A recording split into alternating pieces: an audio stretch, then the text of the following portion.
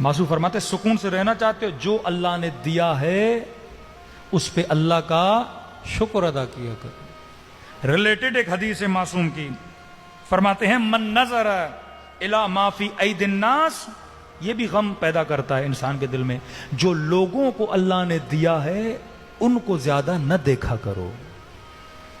کہ میں ہمیشہ جملہ کہتا ہوں، کسی امیر کے گھر کو دیکھ کر اپنی غریبانہ جھوپڑی کو نہ گرایا کرو۔ اتنا بڑا گھر، اتنی گاڑیاں، اتنا بینک بیلنس کا نہیں، لوگوں کے مال میں آنکھ نہ رکھا کرو، ضد نہ کیا کرو اس نے یہ گاڑی لی میں لوں گا، اس نے یہ گھر لیا۔ دوڑتے رہو گے، دل میں حسد پیدا ہوگا، حسرت پیدا ہوگی، تیرا سکون تباہ ہو جائے گا۔ 1 لاکھ بھی سیلری ہو جائے گی نا، اللہ کا شکر ہو، اچھا تو اس کو 2 لاکھ ملی، سکون تباہ۔ 1 لاکھ کی موبائل لے کر آؤ گے، اس کے ہاتھ میں تو 2 لاکھ کا موبائل ہے، تباہ۔ یہ عورتوں میں بہت ہوتا ہے۔ اب شوہر کے پاس جتنا ہے، جتنا دے رہا ہے، اللہ کا شکر ادا کر۔ ایک سونے کی انگوٹھی دی کو اللہ کا شکر ہے۔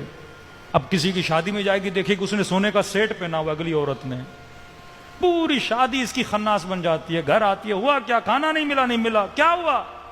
اگلے کے مال پہ نگاہ پڑ گئی، سکون تباہ۔ جوان یونیورسٹی جا رہا ہے، اگلے کے کپڑوں کو دیکھ کے حسرت کھا رہا ہے، اگلے کی گاڑی کو دیکھ کر حسرت کھا رہا ہے۔ باپ سے غصہ ہو رہا ہے، میں بائک پہ جاتا ہوں، وہ گاڑی پہ آتے ہیں۔ بھائی تیری اوقات بائک کی ہے، خوش رہے، پیدل نہیں جا رہا نا، اللہ کا شکر ادا کر۔ علم حاصل کرنے جا رہے ہو نا، دیکھا دیکھی کے لیے جا رہے ہو،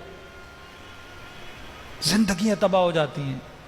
شادی کی ہے، جو اللہ نے بیوی دی اس پہ خوش رہے، دوسروں کی بیویوں کو دیکھ کے بندہ حسرت کھاتا رہے، یہ تباہ ہو جاتا ہے معاشرہ۔